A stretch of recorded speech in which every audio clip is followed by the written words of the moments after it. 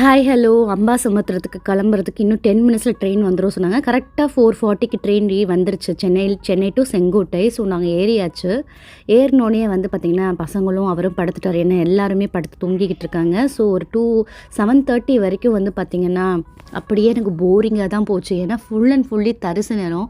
அவங்களும் தூங்கிக்கிட்டு இருக்காங்க. சுற்றி பார்த்தா எல்லாருமே தூங்கிக்கிட்டு இருக்காங்க. ஸோ ஒன்ஸ் விருதுநகர் வந்தோடனே நான் அவங்கள தட்டி எழுப்பிட்டேன், எனக்கு போர் அடிக்குது அப்படின்னு.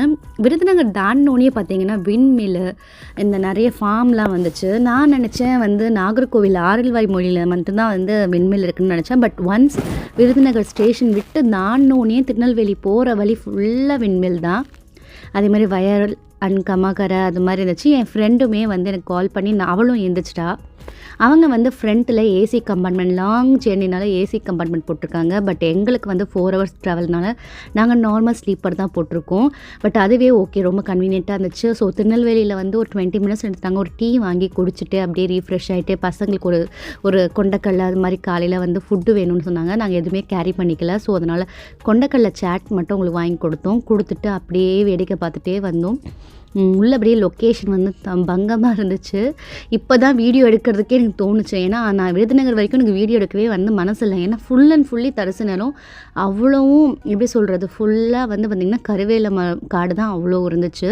ஒன்ஸ் இந்த சைடு வந்தோடனே வெஸ்டர்ன் கார்ட்ஸும் இருக்கட்டும், வயலாக இருக்கட்டும், தண்ணியாக இருக்கட்டும், அப்படி தான் இருந்துச்சு. ஸோ இதில் பார்த்துட்டே வரும்போது என்ன தோணுச்சுன்னா, இந்த பழைய காலத்து படத்தில் வந்து ஹீரோயின்ஸ்லாம் வந்து வயல்வெளிக்கு நடுவில் ஓடுவாங்கள்ல, அந்த மாதிரி ஒரு லொக்கேஷன் தான்.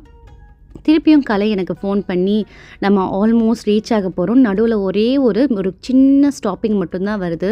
ஸோ அந்த ஸ்டாப்பிங்லேருந்து நீ ஒரு டூ மினிட்ஸில் வந்து அடுத்த ஸ்டாப்பிங் உடனே வந்துடும். ஸோ எல்லாத்தையும் பேக் பண்ணிக்கோ சொன்னனால நாங்கள் எல்லாத்தையும் எடுத்து ரெடியாக வச்சாச்சு. பர்டிகுலராக ஒரு லொக்கேஷன் வரும்போது இந்த லொக்கேஷனில் வந்து பார்த்திங்கன்னா நிறைய ஷூட்டிங் எடுத்திருக்காங்களாம்.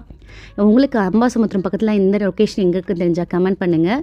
ஸோ நாங்கள் அந்த லொக்கேஷன் தாண்டினோடனே பெட்டியெல்லாம் கொண்டு போய் என் ஹஸ்பண்ட் ஒன்றா கொண்டு போய் வந்து அங்கே எண்டில் வச்சுக்கிட்டாரு. ஏன்னா திடீர்னு நம்மளுக்கு தெரியாதுல்ல. ஏன்னா ஒரு ஸ்டேஷனில் நிறைய நேரம் நிற்கிது, ஒரு ஸ்டேஷனில் ரொம்ப கம்மி டைமில் தான் நிறுத்துறதுனால நாங்கள் போய் டக்குன்னு வச்சுக்கிட்டோம். ஓகே, நாங்கள் ஃபைனலி வந்தாச்சு. நாங்கள் லாஸ்ட்டில் இருக்கோம். என்ட்ரன்ஸ்லேயே கலைக்கு வந்து அவங்களோட கோச் கரெக்டாக என்ட்ரன்ஸ் கிட்ட நின்றனால அவள் அங்கே நிற்கிறா. ஸோ பசங்களும் ரொம்ப ஜாலியாக வேகமாக போனாங்க. எங்களால் லக்கேஜ் தூக்கிட்டு அவ்வளோ வேகமாக இல்லை. பட் அவங்கள பார்க்குற சந்தோஷம் எங்களுக்குமே அந்த எக்ஸைட்மெண்ட் இருக்குது, இல்லைலாம் சொல்ல முடியாது. ஸோ ஃபைனலி அந்தும் நிற்கிறாங்க எங்களோட இந்த வாட்டி ட்ராவல் மெட்ஸ். ஸோ என் friend Kalai family and Devi அக்கா ஃபேமிலி. ஸோ அவ்வளோ ஹாப்பி.